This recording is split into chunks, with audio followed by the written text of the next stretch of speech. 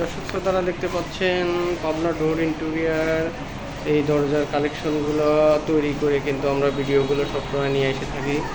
আপনারা চাইলে দর্শক শ্রোতা এরকম ডিজাইন অসাধারণ অসাধারণ ডিজাইন চাইলে আপনারা পাবনা ডোর ইন্টেরিয়ার থেকে সংগ্রহ করতে পারেন। কালার সহ নিলে কালার সহ নিতে পারেন, হ্যান্ড বার্নিশ নিলে হ্যান্ড বার্নিশ সহ নিতে পারেন।